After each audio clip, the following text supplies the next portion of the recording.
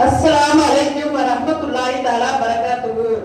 அமானுல் ஹிக்மத் மதரசாவில் குர்ஆன் தஜ்வீத் முறை ஓதிக்கொண்டிருக்கிறேன்.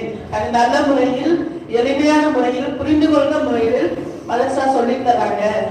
நான் இந்த அளவுக்கு ஓதிக்கொண்டிருக்கிறேன்.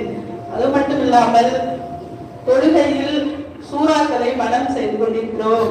அது தர்ஜுமா படி தமிழ் அர்த்தம் சொல்லிக் கொடுக்கிறாங்க. அலந்தர கைப்ப நீலாமி குறைசி யானைப்படைகளை பற்றி அலந்தர கைப்பையில அல்லாஹ் என்ன சொல்றான்னு சொல்லி தந்திருக்காங்க. நம்ம தொழுகையில நம்மளுக்கு அந்த ஞாபகப்படுத்தி வருது.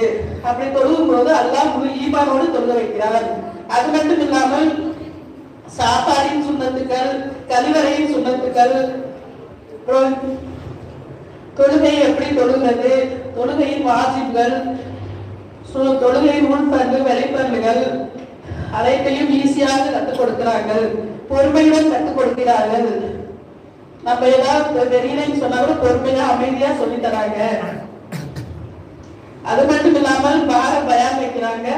அதுலயும் மன நிம்மதி கிடைக்கிறது. நம்ம வீட்டுல எவ்வளவுதான் தொழுது ஓடுனாலும் மதரசால இந்த பயான்ல வரும்போது ஒரு மன அமைதி கிடைக்கிறது.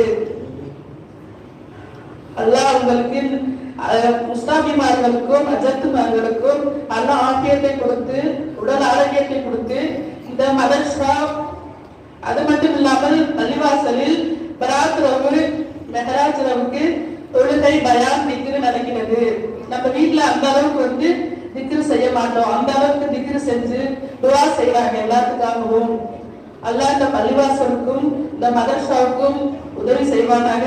அனைவரும் துவா செய்யலாம். நாங்களும் துவா செய்யறோம். அஸ்ஸலாமு அலைக்கும் வரஹ்மத்துல்லாஹி தஆலா பரகாத்துஹு.